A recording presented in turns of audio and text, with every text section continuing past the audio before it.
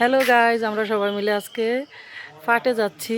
শিশু পাঠক ও আসবে রিক, ওর পাঠ অনেক সুন্দর, সবাই শুনবেন মনোযোগ দিয়ে, অবশ্যই অনেক ভালো লাগবে। তো আমরা সে পাঠে যাওয়ার জন্য আমি আর দিদি রেডি হয়ে চলে আসছি। তো সাথে থাকেন, দেখতে থাকেন। যাচ্ছি। তাই গুরু হরিবোল।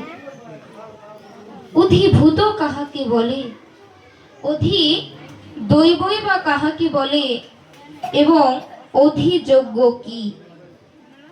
জয় রাধে, জয় নিতাই গুরু হরিবোল। ভূত ভবভক্ত কর বকর বিসর্গ কর্ম সঙ্গীত। উত্তরে শ্রী ভগবান বলেছেন, ভূতগণ যাহা সংঘটিত হইয়া থাকে তাহাই কর্ম, স্বভাবে অধ্যাত্ম।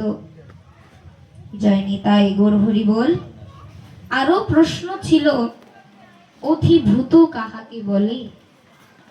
তবে দেখুন ভাগবত বৈষ্ণবগণ, আমাদের নিকট এই অধিভূত কথাটি খুবই অপরিচিত মনে হলেও হতে পারে। তবে এই অধিভূত এই শব্দটির শেষে যে ভূত কথাটি রয়েছে, এই শব্দটি শুনবা মাত্র হয়তো অনেকেরই মনে হচ্ছে, এ কি সেই ভূত যাকে আমরা ভয় পেয়ে থাকি?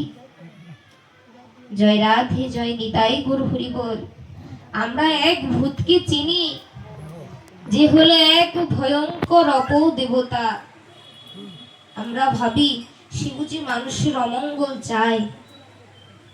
যদি সহজ ভাষায় বলা হয়, আমি যদি কোনো অন্ধকার নির্জন পথ দিয়ে হেঁটে যাওয়ার চেষ্টা করি, আর যাই হোক না কেন মাথায় কিন্তু এই একটা চিন্তা ঠিকই আসবে, রে বাবা এই রাস্তা দিয়ে যে যাচ্ছি, আবার পথে ভূত টুত যদি ধরে ফেলে।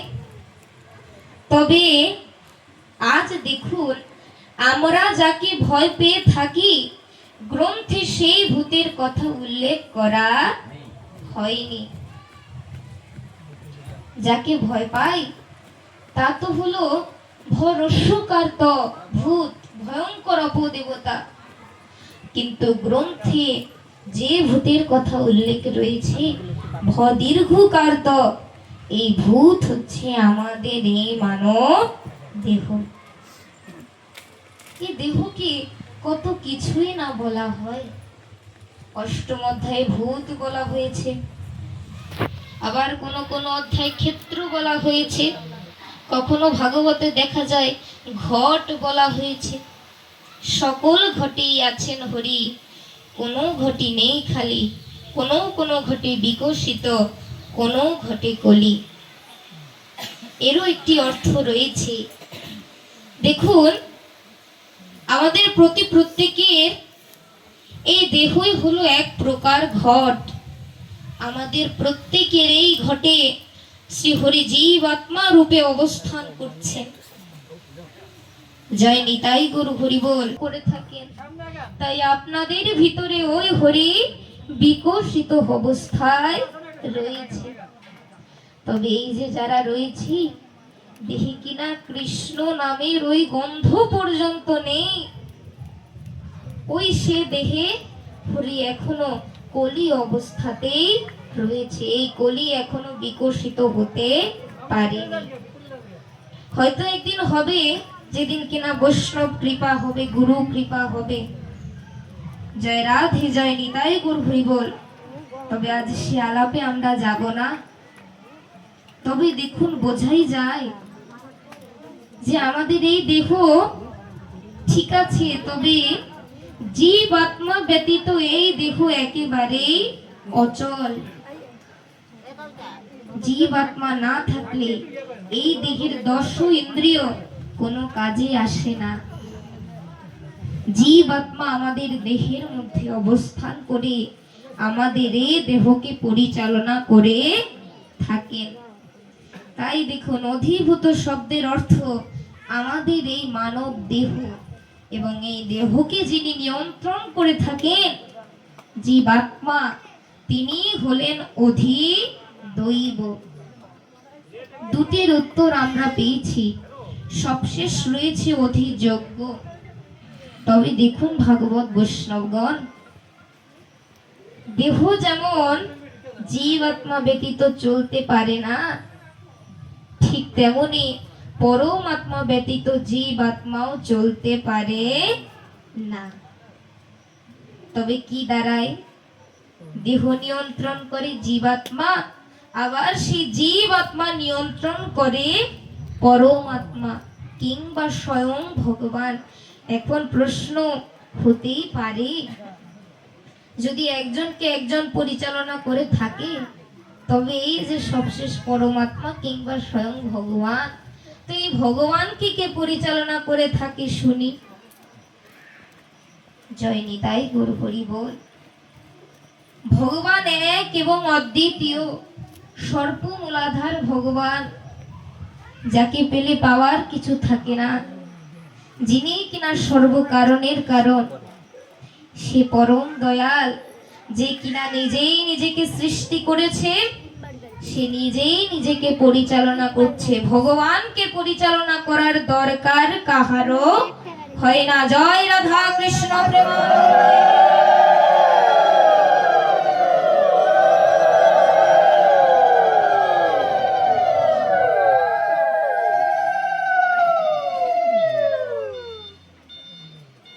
জয় নিতাই গৌর হরি বল। শ্রদ্ধেয় শ্রুতি মহান ভাগবত বৈষ্ণব, এই জীবাত্মা এবং আমাদের এই দেহ, এই দুটি হচ্ছে এক প্রকার পুরুষ, একটি ক্ষর পুরুষ এবং আরেকটি অক্ষর পুরুষ। এবং এই দুটি পুরুষের যিনি প্রধান, যিনি কিনা পুরুষোত্তম, তিনিই হলেন পরমাত্মা কিংবা স্বয়ং ভগবান। তবে প্রশ্নটা এখানেই হয় যে দেহকে কেন ক্ষর পুরুষ বলা হয়েছে, কিংবা জীবাত্মাকে কেন অক্ষর পুরুষ বলা হয়েছে? দেখুন, ক্ষর, তবে এখানেই বোঝা যায় যে যদি উদ্ধার হতে হয় তবে গুরুর প্রয়োজনীয়তাও অনেক। গুরু গুরু নরপতি, গুরু বিনে নাহি গতি। ভব সিন্ধু হতে পার, গুরু পদে নমস্কার। জয় রাধে, জয় নিতাই গৌর হরি বল। ঠিক তেমনি আমার গুরুর কথা না বললেও নয়, শ্রী শ্রী অচ্যুতানন্দ ব্রহ্মচারী বাবাজি, হয়তো তার কৃপা না থাকলে এই দুঃসাহস কোনোদিন হতো না। ওই ভগবানকে পাওয়ার সঠিক নিয়ম হয়তো আজও জানতে পারতাম না। ঠিক বাবাজির জয় রাধে, জয় নিতাই গৌর হরি বল। যোগ্য পাত্র হিসেবে ছিলেন শ্রী শ্রী অদ্বৈতানন্দ ব্রহ্মচারী, তার মাধ্যমেও আমরা অনেক কিছু জানতে পেয়েছি। সেই গুরুদেবকেও স্মরণ না করলেই নয়। তবে বাবাজি আর জয় রাধে, জয় নিতাই গৌর হরি বল, অদ্বৈতানন্দ ব্রহ্মচারী গোসাইয়ের কথা একবার না স্মরণ করলেই নয়। যদি ধ্বনি না দেই তবে আজকের এই আলোচনা অসম্পূর্ণই থেকে যাবে। জয় শ্রী শ্রী জগৎগুরু অচ্যুতানন্দ ব্রহ্মচারী বাবার গোসাই প্রেমানন্দে। হরি হরি বল, হরি হরি বল। তাই গুরুর চরণ সেবা না করলে শ্রী গুরুকে কোনোদিনও লাভ করা যায় না। জয় রাধে, জয় নিতাই গৌর হরি বল। গুরুর চরণ পূজা করো মন, অন্তে পাবে শ্রী গুরুর চরণ। গুরুর ওই চরণে গয়া কাশী, ওই চরণে বৃন্দাবন, ওই চরণে ও মন, ওই চরণে গয়া কাশী, ওই চরণে বৃন্দাবন, অন্তে পাবে শ্রী গুরুর চরণ। গুরুর চরণ পূজা করো মন, অন্তে পাবে শ্রী গুরুর চরণ।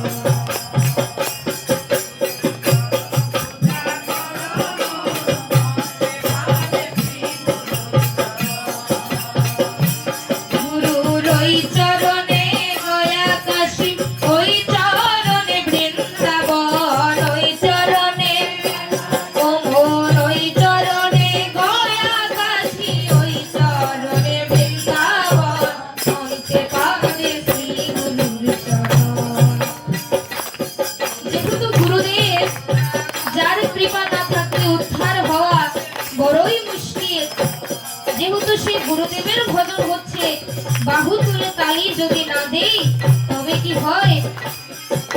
চরণ গুরুর চরণ পূজা করো মন, চরণ পূজা করো মন, অন্তে পাবে শ্রী গুরুর চরণ। গুরু হলেন পরমাত্মা,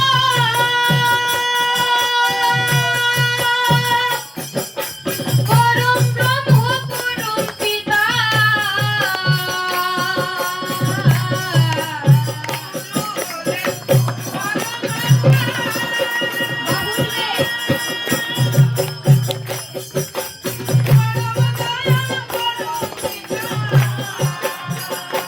গুরু পরম দয়াল, পরম কৃপাল, গুরু পরম দয়াল, পরম আনন্দিতে বেঁধে গিয়ে, আনন্দিতে বেঁধে গিয়ে হরির নাম করি সাধন, অন্তে পাবে শ্রী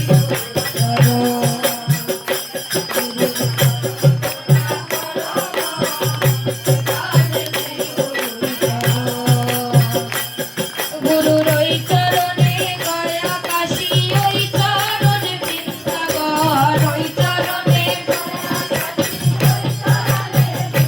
মোহন, ওই চরণে গয়া কাশী, ওই চরণে বৃন্দাবন, অন্তে পাবে শ্রী গুরুর চরণ পূজা করো মন, চরণ পূজা করো মন, অন্তে পাবে শ্রী গুরুর চরণ। গুরুর চরণ পূজা করো মন, চরণ পূজা করো মন, চরণ পূজা করো মন, অন্তে পাবে শ্রী গুরুর চরণ।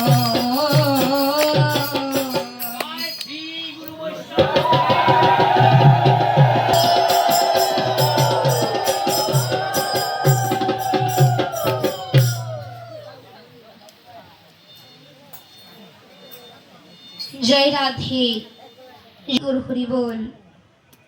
শ্রদ্ধেয় সুধী মহান ভাগবত গোচরণ লীলা করছেন, তখন ওই যে গোচরণের মাঠে যত গাভী বৎস ছিল, যত সখাগণ ছিল, সবাইকে হরণ করে এনে একে গুহার মধ্যে লুকাইয়া রেখেছে। এখন ভাববে যে কৃষ্ণ যদি ভগবান হয়, কিছু না কিছু তো একটা অবশ্যই করবে। এইভাবে ব্রহ্মা 3 দিন ধরে অপেক্ষা করলো, কৃষ্ণকেও কোথাও দেখতে পাচ্ছে না, ওই সখাদের পিতা মাতার কেউ দেখতে পাচ্ছে না, ওই গাভী বৎসের মালিক তারাও কোনো খোঁজ নিতে আসছে না। ব্রহ্মা ভাবছে ব্যাপার কি, একবার গিয়ে দেখি। তখন ব্রহ্মা ওই গোচরণের মাঠে গিয়ে দেখছে কোথায় কি হরণ করে এনেছি, এখানে তো পুরো দমে খেলা চলছে। জয় রাধে, জয় নিতাই গৌর হরি বল। পুরো দমে গোচরণ লীলা চলছে। ব্রহ্মা ভাবছে, ও আমি বুঝি এদেরকে দ্বারে বদ্ধ করে রেখেছি, এরা বুঝি কোনোভাবে দ্বার খুলে চলে এসেছে। তখন ওই সকল কিছু আবার হরণ করে নিজের গুহার কাছে আসলো। গুহার দ্বার খুলে দেখছে সে যে আগে যা এনেছিল হরণ করে, তা ওই জায়গার মধ্যেই রয়েছে, আবার নিজেও হরণ করে এনেছে। আবার যখন গোচরণের মাঠে দিয়ে গিয়ে দেখছে, ওইখানে দেখছে আবার পুরো দমে খেলা চলছে, আগের যে আরো গাভী বৎস বেশি আছে। জয় রাধে, জয় নিতাই গৌর হরি বল। এ দৃশ্য দেখে ব্রহ্মার তো আর মাথায় কিছু ধরে না, আজ তো বড়ই ভয়ে ভীত হয়ে গেল। জয় রাধে, জয় নিতাই গৌর হরি বল। প্রভুর চরণে গিয়ে পড়েছে ব্রহ্মা, বলছে হে ভগবান, আমার যে বড়ই ভুল হয়ে গিয়েছে, এ ভুল আমার আর কোনোদিন হবে না, দয়া করে তুমি আমায় ক্ষমা করে দাও। জয় নিতাই গৌর হরি বল। জয় রাধে। এইদিকে ওই বালক গোপাল রূপী কৃষ্ণ বলছে, এই তুমি কে? বলছে আমি ব্রহ্মা। বলছে কোন ব্রহ্মা?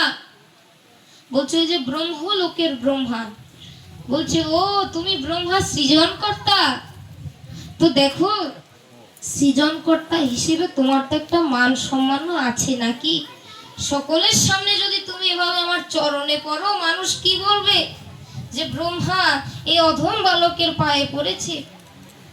তখন শ্রীকৃষ্ণ আরো বলছে লীলার চলে যে দেখো, আমি সামান্য এক বালক, প্রতিদিন মাঠে গরু চড়াই, যেদিন গরু চড়াবো না সেদিন কপালে খাবার নেই, আর তুমি কিনে এমন বালকের পায়ে পড়েছো।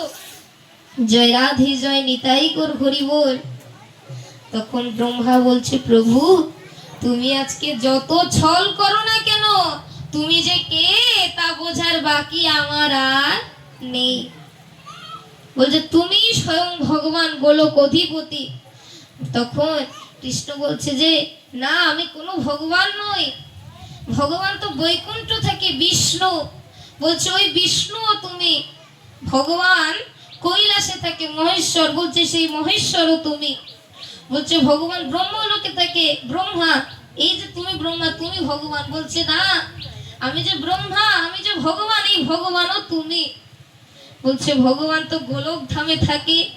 বলছে সেই গোলক অধিপতি প্রাণ গোবিন্দ তুমি, তুমি তুমি প্রভু, তুমি যে কে তা আমার আর কোনো বাকি রইল না। জয় রাধা কৃষ্ণ প্রেমানন্দে, হরি হরি বল।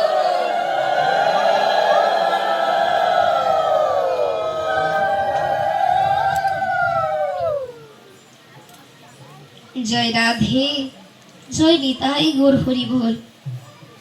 তখন ভগবান শ্রীকৃষ্ণ তার নিজের রূপ ধারণ করলেন, মুক্তিয়া মুরালীধর বিগ্রহ দর্শন করালেন ব্রহ্মাকে। আজ ব্রহ্মা তো বুঝতে পেরেছে তার বড় ভুল হয়ে গিয়েছে, ভগবানকে পরীক্ষা করে দেখায়। তাই আজ চরণে পুরে একটাই মিনতি, প্রভু আমাকে কোনো তুমি অভিশাপ দিও না। তখন কৃষ্ণ বলছে যে দেখো,